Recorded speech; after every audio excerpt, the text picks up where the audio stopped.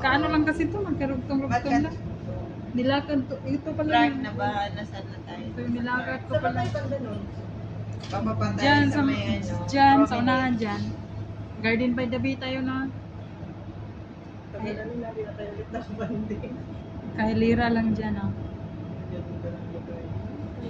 Yung pinuntahan ko yan nung ano, nilakad ko lang. Ano ako, nakakalakad-lakad pag walang amo. Sir, Pero pag may amo, pag may amo.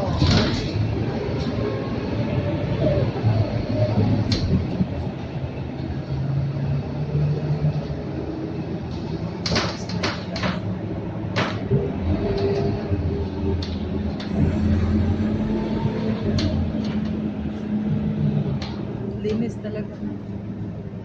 Sa Makati at saka dito pareho. Sa Makati ganito rin.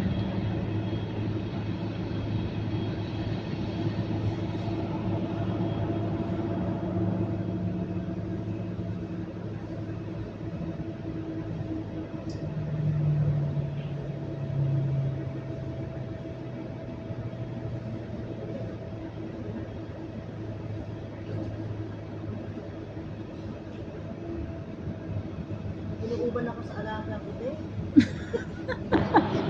So, marami. Bakit? Baby pa yun ah. 2 buwan pa lang. Gusto ko sa akin sa buhay. Hello guys. Pag ako niyan, hayaan ko.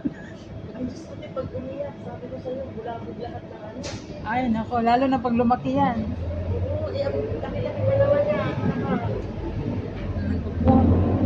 Sabi ko, maganda nga yun, uwi ako ng Pilipina sa isla ako. Hindi na magda-diet no. Hindi makalaro dahil. Malapit lang kasi itong mga ano na to eh. No? Magkahilira lang. Alam mo ba ng linggo lumabas ako? Ah. Pag uwi ko ng alas 5, nag-aaway yung dalawa, nagkamalabugan yung pinto. Uy, Sabi ko sa amo ko, bakit nag-aaway kayo? Sabi niya, nagtutulong ka ng karata sa anak nila. Kaya pares daw silang Ala. pagod. isin anak nila yun. Dalawa May, kayo, BS, ako lang ang isa.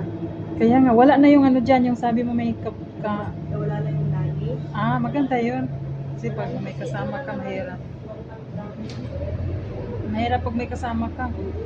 Siguro kung nang nag-stay yun dyan, ako yung umalis. Kaya nga, sabi ko nga, di ba sabi mo, aalis ko. Masakit sa buhay ko yun. Hindi ka na ako din eh.